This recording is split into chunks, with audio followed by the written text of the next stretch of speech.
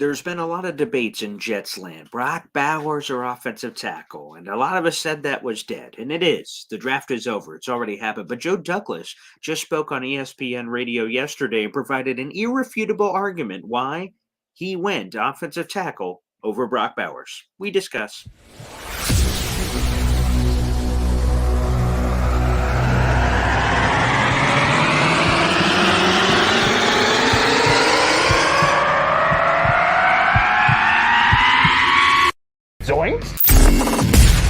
It is unequivocally the Super Bowl for New York Jet fans. Field Yates, baby. Field gosh darn Yates. Let's bring him on the show. Come on, people.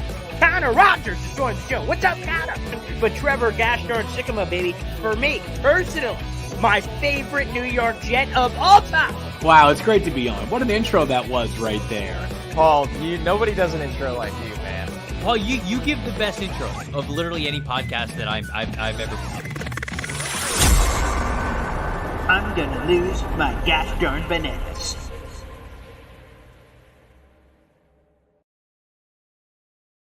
Hey, what's poppin', everybody? Paul Esden Jr., a.k.a. Boy Green. I'm the New York Jets digital reporter for Happy.com. Welcome to Boy Green Daily, a daily New York Jets video show, also available wherever you guys get your podcast. And let me just tell you, let me give you a quick shout-out. The homage shirt I'm wearing today is one of my favorites, baby. You got Sauce. You got NFL Blitz. Look at that. Very nice. Saskatchewan NFL Blitz, one of my old favorite video games. I still have that on the Nintendo 64 over there. If you want one of these sick, sweet shirts, dive into the YouTube description, baby, and feel free to go purchase one. And when you click in, you should get a 15% off discount code as well. So there you go. Not too shabby. Some pretty cool material. Again, Saskatchewan NFL Blitz. Make sure you guys check it out. One other shameless plug before we get going. One of the reasons we did Boy Green Meets Woody yesterday is because I had to sit down with RG3, Robert Griffin III. If you guys missed that chat, go over to our YouTube live section. I'll also upload it separately in our video section so you guys can see it there as well. But if you are on my YouTube channel, there should be a bunch of tabs. There's a live tab, boop, hit it, and you'll see RG3 from yesterday. We talked Jets, we talked draft, we talked Jordan Travis, a little bit of Aaron Rodgers, some Tyrod Taylor action. It was a little bit of everything, so hopefully you guys can check that out. It was cool to talk to RG3 for the first time. Really cool guy. Also be sharing some of those clips as well. Oh, JD said he ordered his homage Jets windbreaker. Very nice, JD. Welcome to the club, baby. That was spectacular. Yeah, it looks sweet. It looks sweet. I can't lie. It is friggin' phenomenal. JD, thanks for jumping on that, brother. We appreciate it. Shout out to Homage. Johnny says the RG3 interview is amazing. The Jordan Travis talk was awesome. Yeah, I heard RG3 doing a little bit of Jordan Travis talk elsewhere. It's not like, the Jets taking a 5th-round pick quarterback was the headline on ESPN or anything, but I heard him made a few comments on, that'd be interesting to sit down with him. So reached out, booyah, had him on the show. So we'll be clipping up some of that. You guys can check out some of the shorter clips. It'll be coming up on YouTube, Instagram, social media, everything else, at BoyGreen25 everywhere. So that's all cool. Check that out. And maybe we'll come back to that later in the week. However, Joe Douglas did a little sit down, and I'm curious. He joined ESPN Radio, ESPN 98.7, DPH on Rothenberg. And again, we've been going to this argument of Brock Bowers or offensive tackle. And I think the case is now closed after this Joe Douglas conversation. I'm going to play you a clip from that show. Again, shout out to DPH and Rothenberg for this clip. I also put it out on Twitter. Let's just go right to the clip so you guys can hear it. And this is why I believe, again, this is irrefutable, no matter where you stand in the argument, that it's over once you hear this. All right, let's roll the footage. This includes the question and the answer. How true, and I don't even know if you can answer this question, but I mean, every mock draft that came out had you connected to Brock Bowers. Was that ever a thought, or was it, if we can't get the wide receiver that we want, that we'll be more than happy to take an offensive lineman? Yeah, Brock was certainly in that scenario. I mean, the draft kind of came off probably how most teams had it, with the wide receivers, the tackles, and Brock, and of course the quarterbacks. So, Brock was certainly in our consideration, and a player that we felt is a dynamic chess piece. You can move all over the board. we felt like for us, and I think you touched on earlier, like, okay, what are the things what are the problems that could really sidetrack the team moving forward? And so it became really clear, like we're going to get a player in Olu that is highly productive, is our type of guy, plays with our type of mentality, toughness, effort, grit. And it just was an opportunity that we couldn't pass up. And let's just stop it right there. In case you guys missed that argument, it is simply this. Brock Bowers, offensive tackle. Joe Douglas said that the deciding factor was this. What is the worst case scenario? What could derail this Jet season? Could it be Jeremy Ruckert? He didn't say this, now I'm paraphrasing, but is it Jeremy Ruckert getting a couple extra snaps at tight end? Or is it Carter Warren getting extra snaps at tackle? Once you put it in those terms, it's over. Case closed. The Jets, after the last 2 years of horrible, horrific Chinese water torture offensive line level injuries the last 2 years, where we were playing all kinds of dudes in all kinds of crazy places. In some respect, you could say maybe we're due for some health, but a general manager's job is to hope for the best and expect the worst. Straight up. And if you hope for the best, this starting five as constructed, not including Olu Fashanu, okay, is spectacular. But the worst case scenario is you are one injury away, remove Fashanu. Let's say we drafted Brock Bowers. You're one injury away from Carter Warren and Max Mitchell. And I would say, I'd follow that up by saying, if it was me, and I took Bowers, I would have signed David Bakhtiari or Donovan Smith. One of those two is my swing tackle. So there still would have been an extra layer of protection, but still to the point, it would have been one of those guys playing significant snaps. And the Jets asked themselves that question that Joe Douglas just said. What is the thing that could derail the season? The Jets tight end room is solid. It's fine. It's not spectacular. I'm not pretending it is. It's good. It's good. It's okay. It's fine. It's it's just meat and potatoes. It's solid. Okay. Nothing to write home about, but it's average. I think that's a good way to put it. I love Conklin. And again, we got to get him back on the show soon. I'll have to reach out and do that. But, it's great to have Conklin. Jeremy Ruckert has upside. I don't know how much upside. Again, I think that word gets thrown around a lot, but okay, we got him. Kenny Abo is kind of a special teamer. All right. Zach Kuhn, Aaron Rodgers talked up recently. So maybe.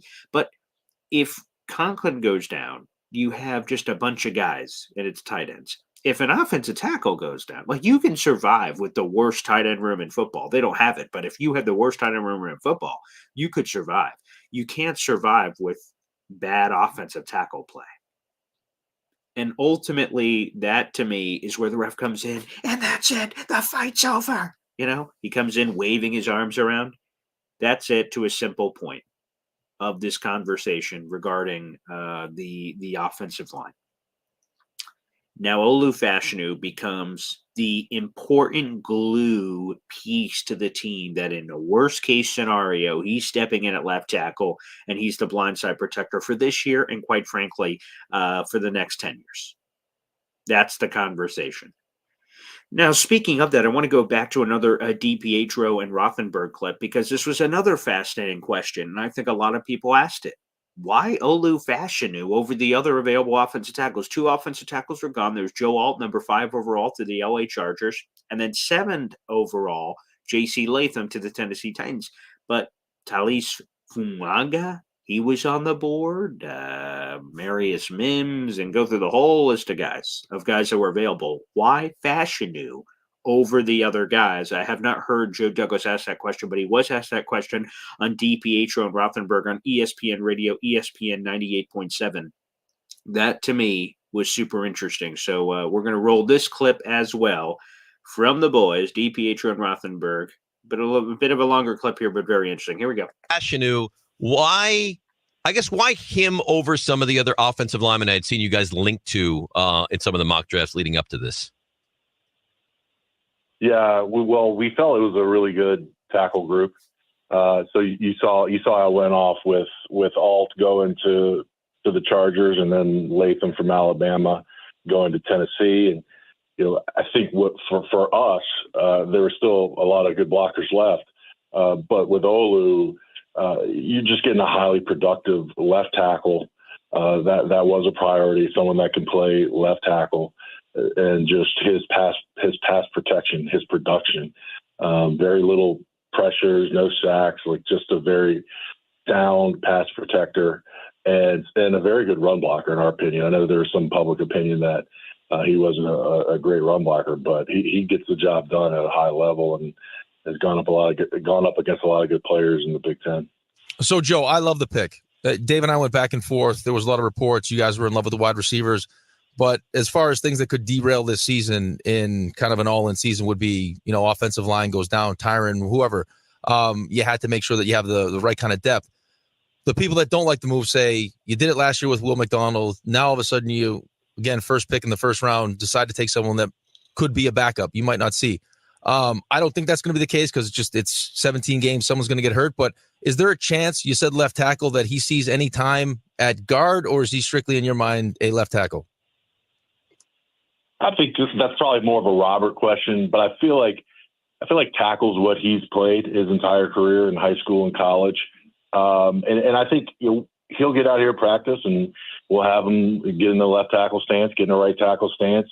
I mean, he's going to practice a lot of different positions here. And he's excited to get into a great room. We love the depth in the room.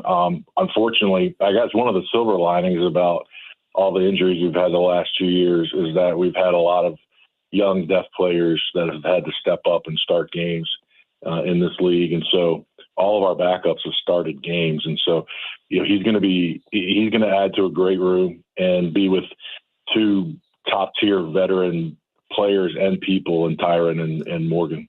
Yeah, I'm just going to say this. I really hope there's a lot of things there. First off, the things they valued. Left tackle. I was telling you guys this weeks ago that there was only 2 pure left tackles in this class in Joe Alt and Olu, and everyone else was projection. J.C. Latham, projection. Mims, projection. Fuaga, projection. All these guys have maybe they can play left tackle, but in this case, there was 2 pure guys, and that's why I wanted Joe Alt or Olu at the beginning of the offseason. Now, Joe Alt seemed less likely because he was going to go higher, and he did.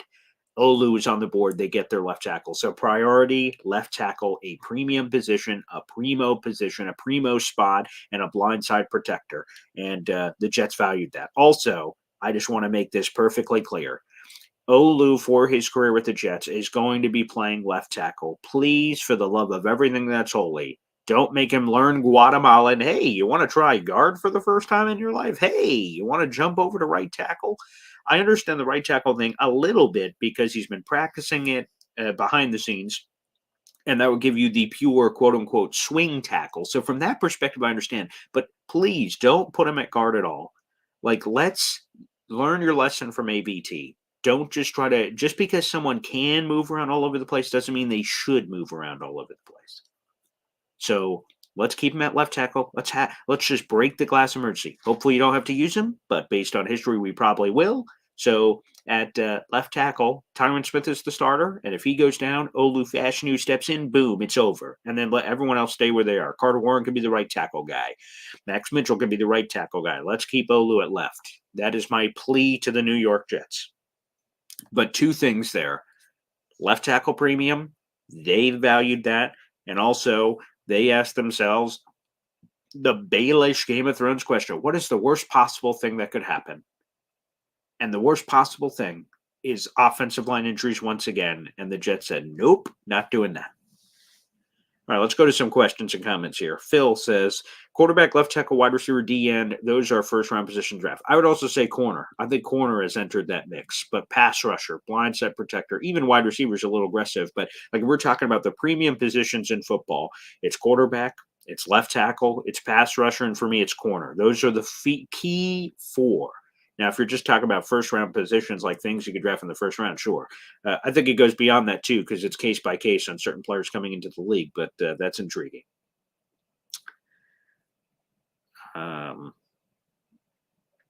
Phil says, once again, I agree, Paul. Let's not mess around. Again, if he knows left tackle like the back of his hand, let's keep him learning that. Let's get him valuable reps, okay? Let's get him valuable reps. Phil again says Fashanu, excuse me, is really in the mold of DeBrickashaw Ferguson. We can only hope. I mean, he looks like it when you see him on the field. It looks a lot like it. And Brick, again, I say this. He played 10 years for us. He missed one snap. That was because of a trick play. We never said his name. And I don't think we truly appreciated how awesome he was in the moment. And I've got my fun, cool Brick story that I tell every once in a while of meeting him at training camp. And there's a pair of shoes that are behind me, Jet shoes that he signed.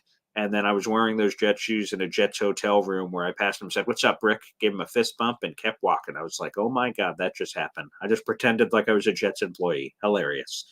But yeah, Brick is a cool guy. Very cool guy. Met him both publicly and privately. It was only me and him in that hotel hallway.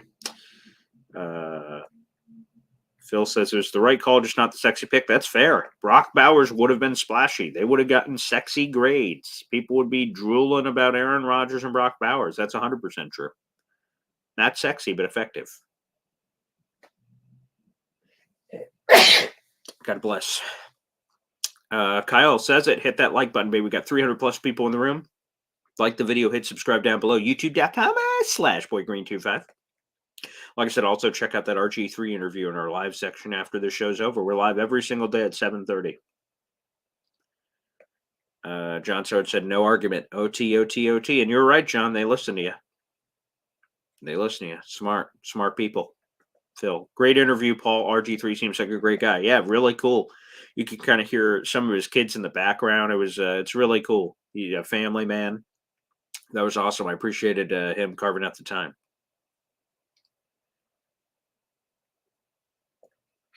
John Sauer says, we Jet fans like to go off the rails during draft days. We do? Oh, yeah, we do. I had said before, we need to start thinking as a GM and feel the really pressing needs. It's a fair follow-up.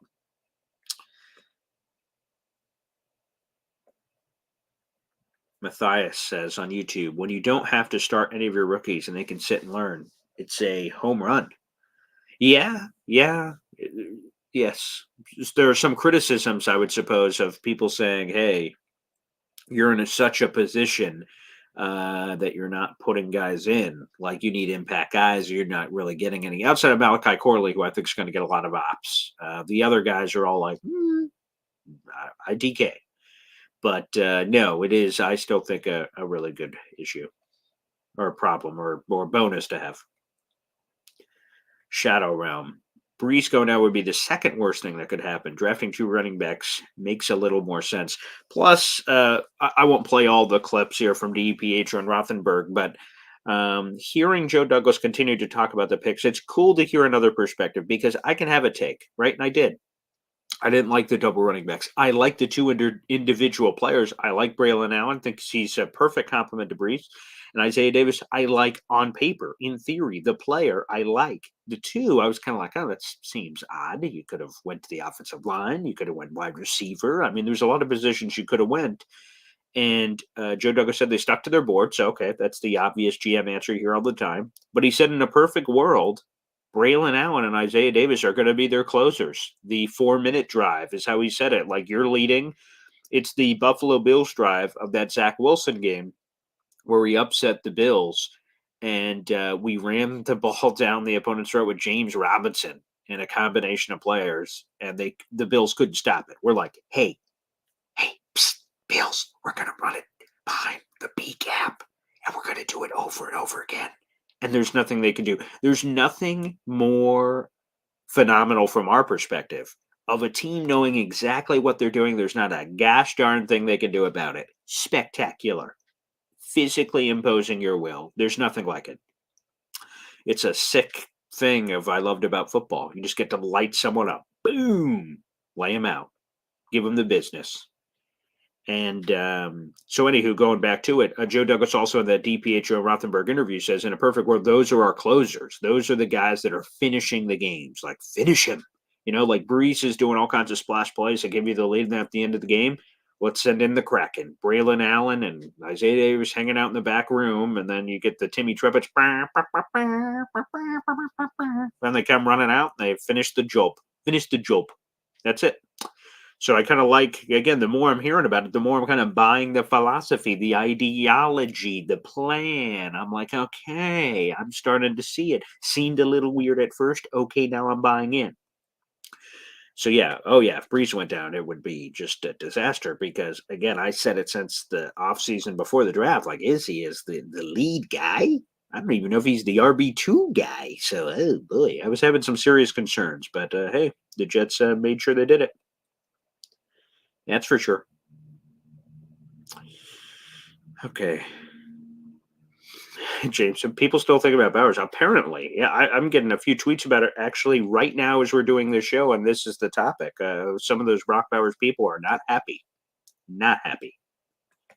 They're not. Phil says, sad what happened to RG3 career. Who's electric. Fun to watch. Yeah, griffining. That was the thing, the this off the ground. We didn't get to bring that up with RG3, but yeah, griffining. Yeah, he was electric, and I wish Shanahan didn't put him back out there in that playoff game. RG3 wanted to play, but you have to help the player out. You got to save the player from the player. And I wish they would have done that because he was rookie of the year. He was a Pro Bowler that year. I mean, man, he was headed for superstardom, and who knows where Washington is right now. So let's go to O-Rocks Games.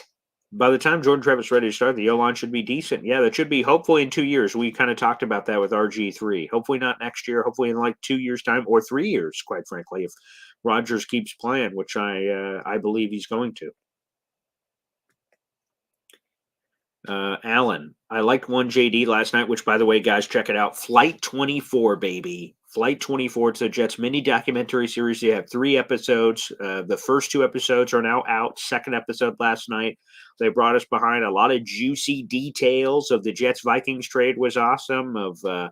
Apparently, the Minnesota Vikings started to call the Jets around the pick 6-7 turn, which was Giants-Titans, about switching with them at 10. And it was pretty cool. It was cool to hear the behind the scenes of like Joe Douglas saying, hey, I think we could get something out of nothing here because they knew what the Vikings would be trading up for. And they're like playing the phones and playing the offers and moving things around. It was fascinating. Anywho, curious if there was a day 3, one JD, or was JD too busy sleeping throughout the day? I think that's a 3rd episode, Alan. I think that's why they're splitting it up the way they are, to be honest. I think it's 3rd day and probably rookie minicamp and some of this other stuff.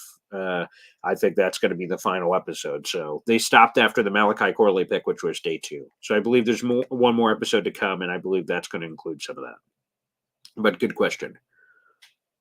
John Sauer says we weren't desperate for starters, which is good because you handled your business ahead of time and trade in free agency. John Sauer on YouTube. Joe on Facebook says Jets haven't sustained a good offensive line since Rex let Faneca walk. Lou was a great pick. Olu, I'm assuming is what you're saying. And yeah, those were the days. You had Damian Woody, Brandon Moore, Nick Mangold, DeBrickashaw, Ferguson, Alan Faneca. What a group. What a friggin' group, baby. Big Daddy said, after the season ended, Fashanu and Alt were projected top 5 picks. We were so fortunate people overanalyzed, which allowed us to get them at 10.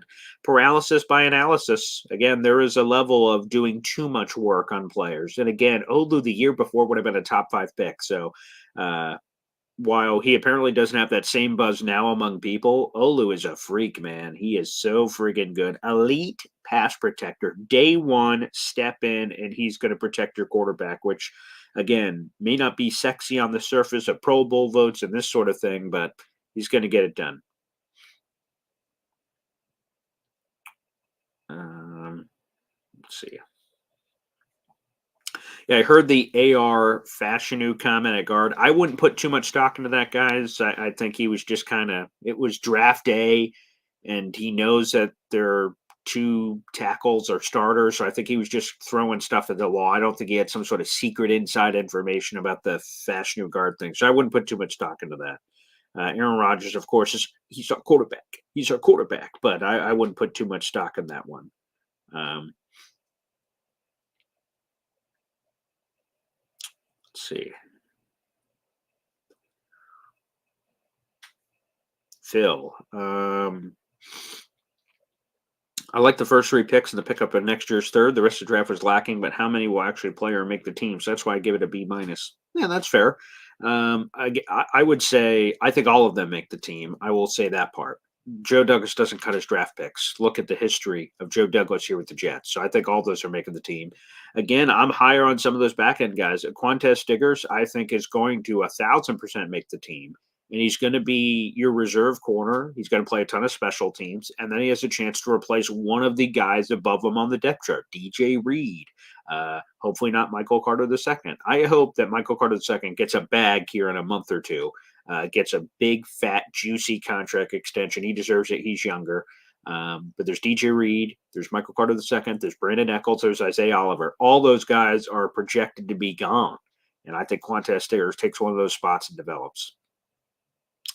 Matthias asks, what's your take on our safeties? Stiggers will probably play safety. He could play safety or corner. They haven't made a decision yet at that point, but he could play either. But if he plays corner, that helps out Jalen Key, who's Mr. Irrelevant, because he'll have a clear path to a starting gig, or not a starting gig, excuse me, but a spot on the 53-man roster, because we're going to have Chuck, we're going to have Asher, we're going to have Tony Adams, and then there's a fourth spot kind of floating that could be Jalen Key. There's a chance for that right now. Let's see. Let's go to a new member of the Boy Green Super Fan Club. One Jets drive proved the Jets were never considering a tight end in the first. Sorry, Bowers girls.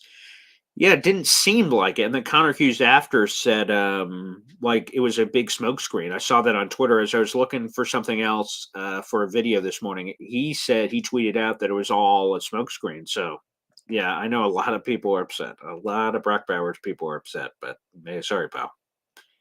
Is what it is. In a weird way, we'll have to get Mo Moton, our Raiders guy, on. But in a weird way, Mo Moton is the NFL, because the Jets apparently were strongly considering Michael Mayer with the 15th overall pick over Will McDonald last year. And then they were supposedly considering Brock Bowers as well. And then look what happened. So we can vicariously live through the Raiders, all you crazy tight end people, and you can see whatever happens there. And if it goes great, you're like, see, Jets missed out. But if it goes terrible, like, I guess we made the right choice. To me, pass rusher over tight end, I liked Michael Mayer a lot, but I think that was the right choice. Oh, that was so cool. Mother_effing_chew. It was cool to hear the Joe Douglas one-on-one that they've been looking at Olu for years of going back to his first opportunity to a bowl game, really circling around him. So that just shows you the level of detail that goes into it on these prospects. No question about it. Matthias, do they sign another wide receiver? It looks tough. JD also addressed that on DiPietro and Rothenberg, saying we don't have a lot of shekels left to sign. But he said if the right opportunity presents itself. And here's the right opportunity in my mind.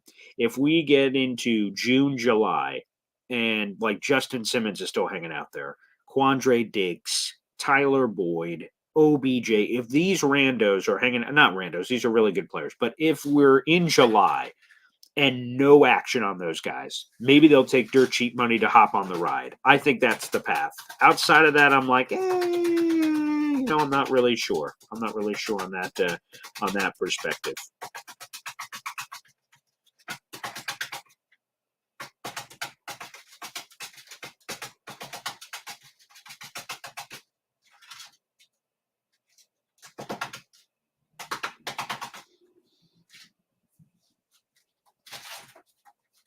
Anywho. Okay. Olu is going to get much better going against our defense line. 100% that's the case. 100%. Iron sharpens iron. I know people hate that line. Jets Afterburner podcast. Do you see all drafted running backs making the team with Izzy being the odd man out? Also want a veteran running back. I don't think they're getting a veteran running back anymore. I think all four make the team, but I think Izzy's on the bottom of the pile, quite frankly, is how I see it. I wanted a veteran running back before the draft. The Jets didn't go in that direction, so I don't think they're going in that direction now. But I would have been very, very comfortable with it. Let's see. Joe says on Facebook, everyone talks about the message JD has had, but he's had more good picks that's building this team. I hope Woody can be patient. Hey, the patience is this. Win this year, you'll be plenty patient. They'll get an extension because all these guys are running out of their contracts in Salah and JD soon enough. So if after this year they make the playoffs and make a little noise, they're getting extensions. If not, they miss the playoffs, they're gone. I think that's the simple fact. Stiggers looks more like a center fielder in his game film from CFL. Yeah, it's hard to see how parts of those games are going to translate with different rules and such. But yeah, that would be the perfect compliment because that's kind of what the Jets need on the back end of the defense. So whether he plays safety or corner, I'm all for it. Let's go to Dyke Tyson. I love the Fashanu pick. Stud left tackle locked in for the next decade. Once the top 3 receivers were off the board, offensive tackle was the only pick, in my opinion. I think the running backs are going to be studs. Love Stigger's pick. Yeah, again, that was my perspective. I wanted one of the big 3 receivers, and if you didn't, then all of a sudden we're going in different directions.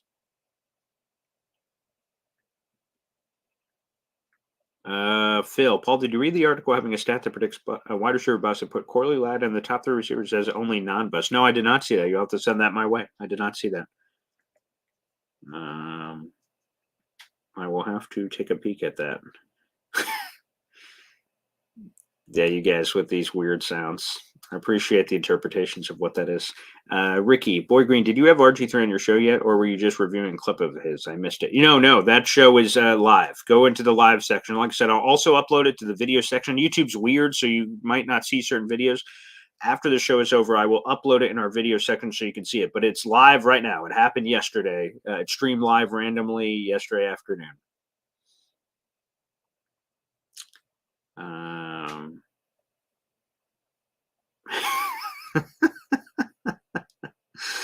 You got a raccoon, Paul? What's that, a rat? What's going on? Yes, we will do call-ins here in just a moment for the people who are asking. Oh my God, my life. The sounds that happen, because I'm going to be honest. This studio that's right here is this is on my dining room table. We don't eat on this dining room table, but this is my office. This is where I used to sit, but then the show projecting to see all my stuff behind me. So it's kind of crazy. It's kind of crazy. But anywho, that's neither here nor there, I suppose. All right, let's put the link in to call into the show. Also, another quick everybody that if you like my Sauce NFL Blitz shirt I'm wearing, make sure you dive into the YouTube comment section, video link to join in the YouTube description, and if you hop on in there, there is a direct link to buy a Sauce NFL Blitz shirt. Feel free to do so. Okay, the pinned comment is now in there if you guys would like to click and join the show. I don't care if it's your first time or your last time, doesn't matter. Or first time or last time, your first time or your multi-time offender, feel free. That is the pinned comment on YouTube. If you're watching on Facebook or Twitter, you do have to hop on over to the YouTube channel to see the video. And as long as you're in a relatively quiet place and you click on in there and I can see in the green room, then you'll pop up. All right. With that being said, let's jump in. First guy we have in here is our resident offensive coordinator. It's Edward joining us here on the show. What's up, Ed? Hey, how you doing? Excellent, man. So, I think that Olu's just going to get so much better. I mean, think of the guys he's going to be going up against. I mean, JJ and forget it, man. Hassan Reddick. Hassan Reddick. Mm-hmm. I mean, but what he really needs to work on, I guess, from what everybody is saying, is the run game. But I don't think he's that bad at the run. I really don't. Yeah, neither did Joe Douglas. He aggressively pushed back on that during the radio interview. He said, I know there's a public perception about that, but BS is basically what he called. I think it's just the fact that, these pundits, they got to talk about something.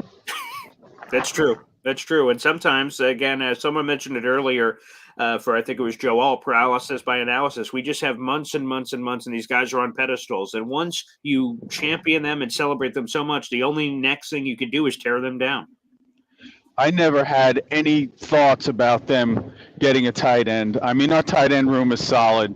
Mm-hmm. I mean, that was if someone didn't know that they were blowing smoke up everyone's ass, then they didn't need to be NFL executives on other teams, man. Let me tell you. Which I appreciate. Hey, if people were buying that, excellent. Whatever works gets guys to us that we wanted. So we ended up with Fashanu. I'm a happy man. I mean, everyone is saying that Kuntz is really picking up the system really well. So Yeah, and the chemistry with Rodgers. That's what he said on the Pat McAfee show. Like, he wasn't asked a question about Zach Kuntz. He was just talking about anything and then randomly brought that up. And I was like, that's kind of weird to randomly bring that up. It must be for a reason. He must have impressed the kid, or must have impressed Rodgers. Well, the NFL Hall of Fame is full of, like, not first and second round picks. So, sure. John Randall's the first one that comes to my mind, undrafted guys, but there's been all kinds of people, historically speaking. Think of, like, I know you're a younger guy, but back in the 70s, Pittsburgh Steelers were always great. They were always in the playoffs, won 4 Super Bowls. They always seemed to manage to draft good players, and they didn't get, like, a lot of top first and second round picks. Yeah, because they were winning Super Bowls all the time. And think about those teams. I mean, obviously you had Terry Bradshaw, you had Lynn Swann, I mean, Dick Lambert. I mean, you go through the list of the Steel Curtain in the 70s, baby. They had a quarterback that was even better than Bradshaw, and they benched him for Bradshaw. I remember Bradshaw just told that story recently in a podcast. That was a fun interview. Yeah, there was this quarterback who was playing for Pittsburgh at the time. He was a black quarterback in the 70s, which was very rare. His name was Joe Gilliam. I think Howard Cosell used to call him Jefferson Street Joe Gilliam, and he was great. Yeah. Wow. Okay, that sounds interesting. Wow. Anyway, I'm driving again, so I'm going to get off, and I think that the 2 running backs that Joe Douglas drafted, the 2 big boys there, they're going to, like you said earlier, they're going to just chew up the fourth quarter when we have leads. They're just going to chew them up, spit them out. Can't wait. It's going to be awesome. Ed, thanks for checking in, brother. Take care, man. There he is, Ed. Always joining us on the show and from the road. And shout out to our truckers, baby. Doing God's work. Good stuff there. All right, let's go next here. We've got NY Jets FL joining us with the backwards hat. What's up, brother? What's up, Paul? Just finishing a couple sets of bicep curls. Oh, nice. Here we go. Yeah. I appreciate you sculpting the body there. Very nice. It's a temple. Right. Take care of it. The wall at 60. I'm gonna. If I drop dead in my gym, I'm good with it. I found it interesting that I think JD mentioned during the draft show that something about Las Vegas and somebody else that were behind us about Saints, Raiders, Saints. And I was like, wow. So maybe Olu was not like the true number 1 on the board. They were willing to settle for 2-3 guys. I think here was what happened there, from what I understand, is that the Jets dropped back 1 spot. They flipped 10 and 11. They knew the Vikings were moving up for a quarterback. They're at 11. They were getting continued calls at 11 to drop back even further because I guess Vegas and New Orleans wanted to move up. Now, Vegas ends up going Brock Bowers. Do they go offensive tackle if they move up? That's interesting because I think they would have. They still needed a right tackle. And then Saints obviously needed tackles on both sides. So basically, I think Joe Douglas was kind of gauging the room. Do we trade back again, get more assets, or do we just get our offensive tackle? All right, we're just going to get our offensive tackle. And I think the thing he checked, if you guys watched the scene, he asked, what are our picks now? He says, oh, wait, that's enough. Like, we have enough to trade back up to get the guy that we want later. We don't need extra picks beyond that. So he just decided to take his guy. That was kind of my read of that scene. I agree. Yeah, that's the most logical thing. You know, why trade down and they take your player? You know, right. That, and especially the Saints. They obviously needed alignment. But let me say this quickly about the type of style of play we're going to have. I mean, we need to have, you know, some games we may have to try to outscore people. Some games we may have to play close to the vest.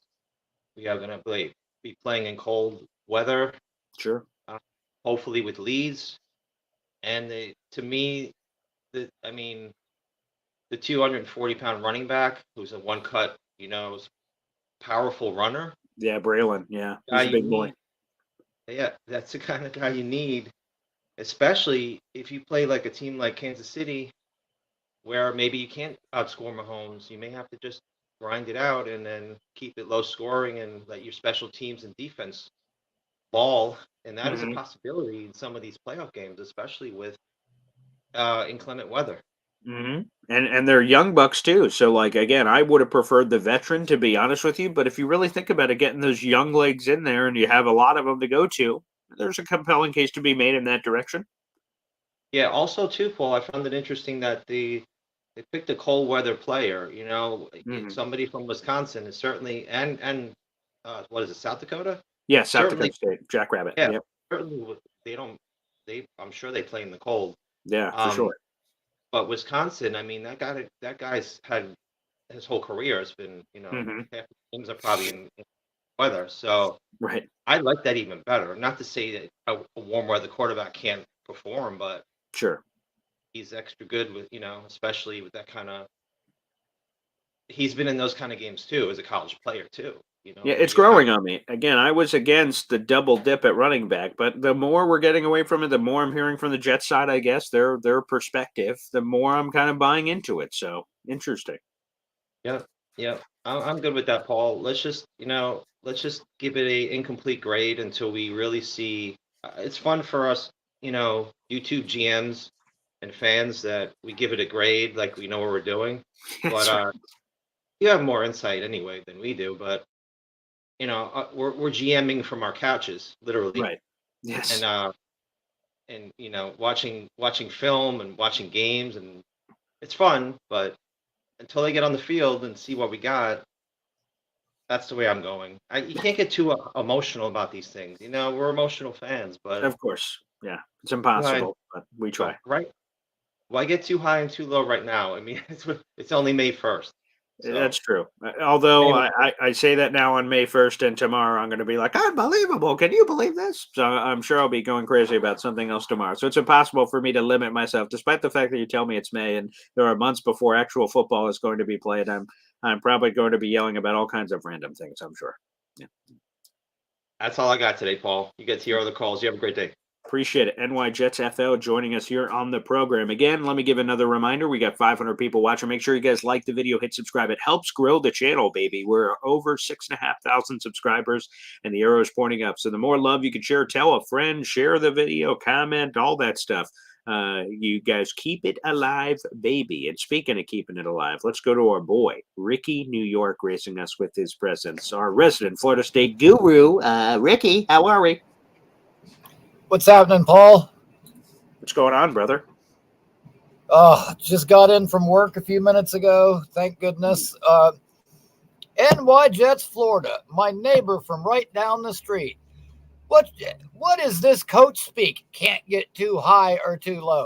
I like to get too high. I'm staying too high. I'm fired up. I am ready to go. And all that cold weather quarterback nonsense. You know what happens when it gets cold? You put on extra layers. That's right. People don't want to come down here where we're at and play in September when it's 100 degrees because there ain't a damn thing you can do about that. Yeah. But when it gets cold, you put on more layers. But man, I'm fired up. I'm ready to go. I'm going to stay too high. And you know what?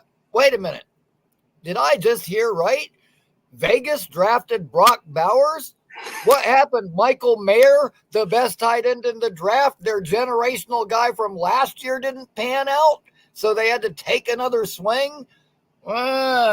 Interesting. At any rate, I'm going to gloat today. Yes.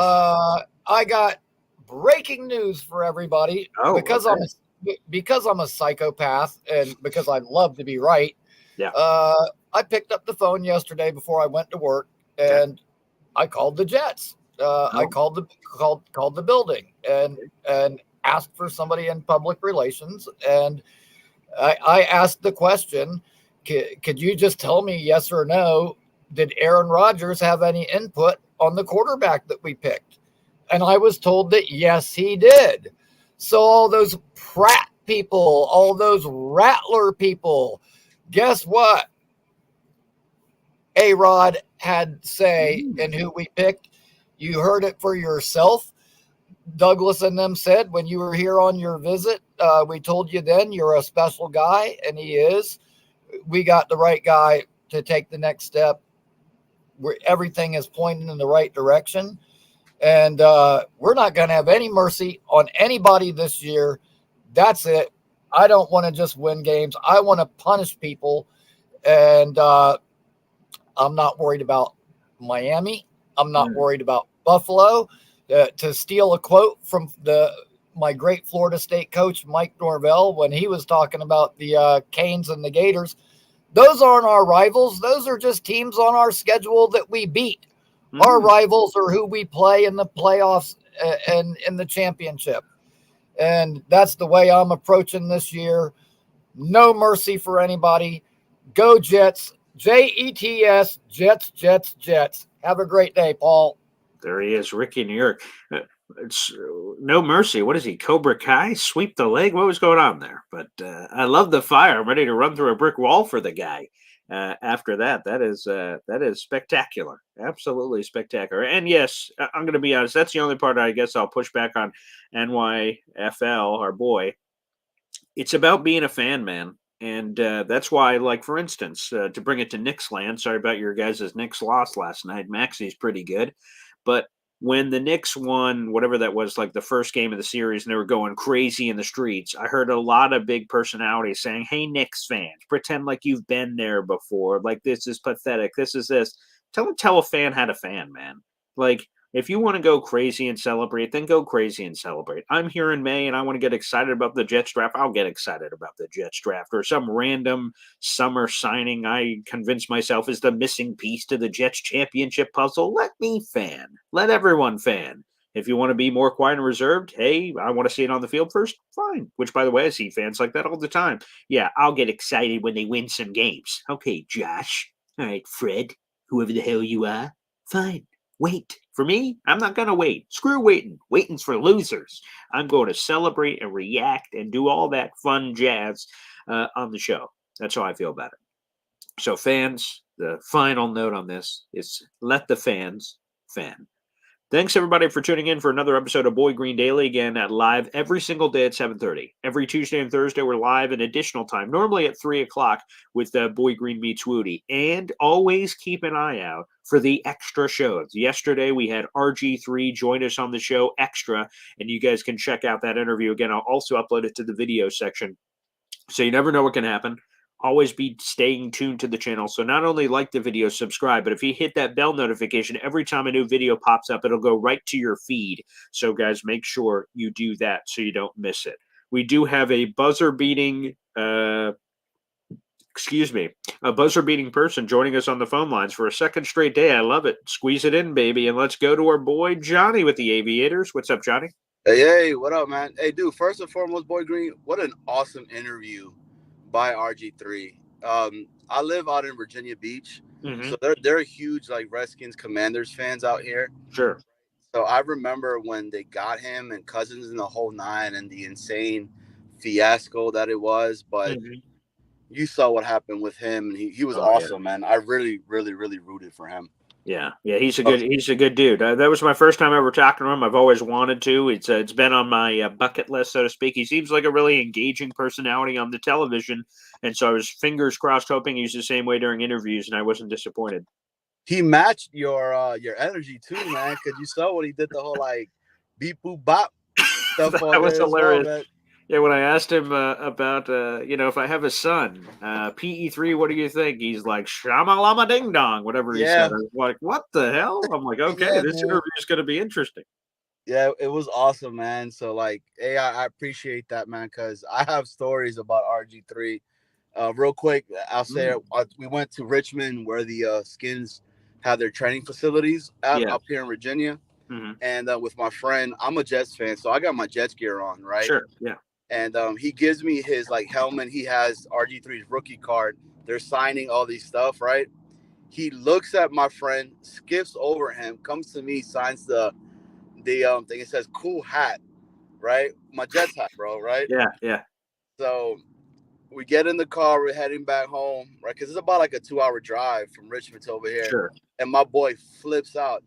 He's like, "You're not even a Redskins fan. How dare you?"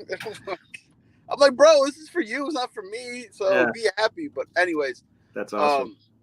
I love the fact that he was talking about the whole like Jordan Travis thing in regards of saying like, the Jets are in such a great position, right? Where I really wasn't, right? More than anything, I feel like that's what he was trying to kind of say in regards of that it's a blessing in disguise, because you guys could potentially have a home run hitter with Jordan Travis, right? Yeah. Because he's like, you have a player, two players that fit the type of style that Jordan Travis is, and he could learn from probably one of, like, if not the best quarterback that we've ever seen in Aaron Rodgers, and then learn from Tyrod Taylor and the way he preps up and all these things and whatnot. So Yeah. it was dope, man. Again, people are like pissed off about the Brock Bowers stuff, and dude, it's already done. Like, they need to get over it. They put us in a position, if God forbid there's an injury or anything like that at all, we're set. If Brees Hall wants to go, we're set. The only one that maybe, and I still think they're gonna add to that room, right, with something, Yeah. is the whole is Garrett Wilson situation. I love Malachi. I was a huge advocate for Malachi to go ahead and bring him over, right? But people are right. He's more of, you got to get the ball in his hand, right, like Debo, and let him do his thing. Yeah, by the way, real quick, I forgot to mention this earlier on the documentary. If you guys missed it again, Flight 24, it's on all the Jets' official social media platforms. They also revealed during the doc that they were moving up for one of two, Malachi Corley or Michigan wide receiver Roman Wilson. That was the other name that they were attempting to move up for if they couldn't get Malachi. So that's interesting, because Roman was on the board when they took Malachi, so they could have had him too. He ends up going to Pittsburgh. So it was another fascinating little insight. Yeah, man. Exactly, dude. And I feel like, if anything, you're seeing, right, the relationship that him and Salah really truly have, right? Mm-hmm. You see Salah be like, free money, which I thought it was hilarious. I thought that was super funny, first and foremost. And I don't know, man. I just, again, we haven't had something like this, and I don't know how long. Mm-hmm. I'm not trying to drink the Kool-Aid, as people are saying, blah, blah, blah. It's the truth, man. I mean, JD is making moves that nobody's really doing there. I mean, maybe the cat from Philly, but other than that, it's been a hell of a time. Now we just need the wins. And I think once the wins pile up, everybody's going to be like, damn, we don't appreciate something until it's gone, type of thing, right? Yeah. And if JD was to be gone, we'll see. So, hey, Boy Green, man, first and foremost, I appreciate all the work you do, dude. You've been killing it, man, every morning. It makes my day go a lot more easier, and come a cup of coffee, right? Start with some Jets talk. Yeah. But killed it with that interview, dude. That interview was, I can't stop talking about it. Thank you so much, man. Stuff. So I appreciate it. Appreciate you, man. And JETS, man. Jets. Let's go. Baby. There he is, Johnny, joining us here on the show, and I love it. I love it when you guys tell me stuff like that. That, like, this gets your day started, or you really enjoy it. Like, we had 3 videos yesterday. We had Boy Green Daily, we had Boy Green Meets Woody, and then Booyah RG3 interview. So you never know what you're going to get, but at minimum, one video every day. And then some days you get multiple. You just never know. So appreciate all the love, everybody. And thanks for supporting the show. It helps me be able to live the life that I live and be able to do this show. The more you guys pour into it, the more I can pour into it. It's just that simple. So, guys, thank you so much for tuning in. Again, check out the RG3 interview. Check out the Sauce Gadna NFL Blitz shirt if you want to get some of that. That's in the YouTube description down below. We'll be back on tomorrow morning, bright and early, for Boy Green Daily here on the channel. Thanks for tuning in, everybody, and we'll see you next time.